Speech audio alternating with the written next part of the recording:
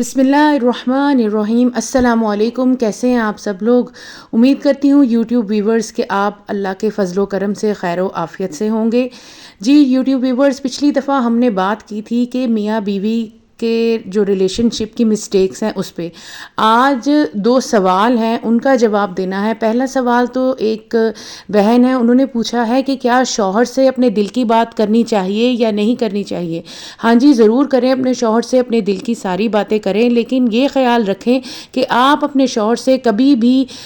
ایک تو اپنے گھر والوں کی باتیں، اپنی ماں کی، اپنے بھائیوں کی، یہ والی باتیں کبھی بھی اپنے شوہر سے نہ کریں، کیونکہ زندگی میں کبھی بھی ایسا موڑ آ سکتا ہے کہ آپ کا شوہر کسی بھی وجہ سے آپ کو تانا دے سکتا ہے۔ ٹھیک ہے، اپنے شوہر سے اپنے دل کی وہ باتیں کریں کہ جس سے آپ کو لگے کہ ایک تو آپ کے گھر کا ماحول خراب نہیں ہوگا، یا پھر آپ اپنے شوہر سے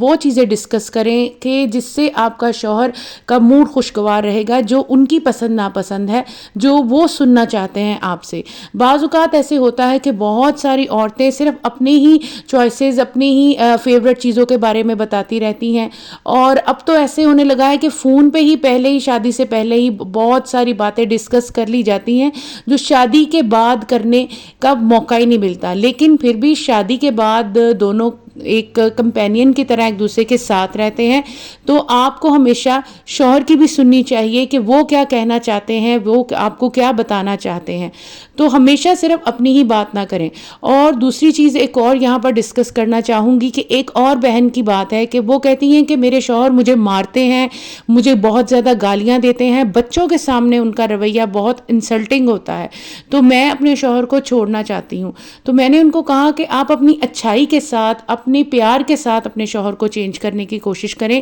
کبھی بھی یہ نہ سوچیں کہ میں ان باتوں پہ کبھی بھی یہ نہ سوچیں کہ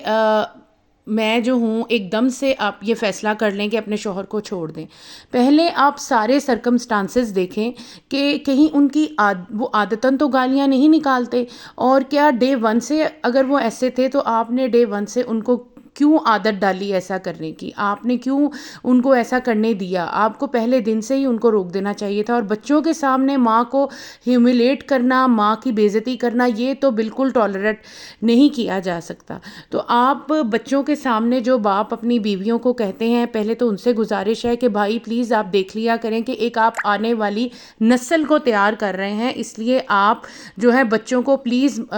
سائڈ پہ کر کے یا تھوڑا اپنا غصہ سائڈ پہ رکھ کے پھر ماں کو کچھ کہا کریں۔ ٹھیک ہے، دوسری بات یہ کہ بچوں کے سامنے کریں گے نا تو بچے بھی باپ کی طرح ہی بنیں گے، وہ بھی باپ کی طرح ہی آگے جا کے اپنی بیوی کے ساتھ سلوک کریں گے، تو پھر اسی طرح رشتے آگے سے آگے خراب ہوتے چلے جاتے ہیں۔ جب بچے یہ دیکھیں گے کہ میرا باپ میری بیوی، اپنی بیوی سے، اپنی ماں، ان کی ماں سے کس طریقے سے، کس لہجے سے بات کر رہا ہے اور کیا بات کر رہا ہے، تو مستقبل میں وہ بھی پھر یہی سیکھیں گے۔ ٹھیک ہے، اس لیے آپ کو ان چیزوں کو بہت مد نظر رکھنا پڑے گا۔ اور جہاں تک آتی ہے بات عورت کی، تو ظاہر ہے اس کی بھی ایک سیلف رسپیکٹ ہے، اس کی بھی ایک عزت ہے، وہ کہاں تک آپ کی گالیاں سن سکتی ہے، کہاں تک برداشت کر سکتی ہے۔ اس لیے جو مرد گالیاں نکالتے ہیں، جو مرد بچوں کے سامنے عورتوں کو مارتے ہیں، ان کے لیے تو سب سے پہلے شیم آن یو کہ نہیں ایسا کرنا چاہیے۔ لیکن عورتوں کو میں کہوں گی کہ ان کو پہلے دن سے ان چیزوں کو روکنا چاہیے تھا، ان چیزوں پہ اپنے شوہر کی پابندی لگانی چاہیے تھی۔ لیکن اس کا مطلب یہ نہیں ہے کہ اگر جس کا شوہر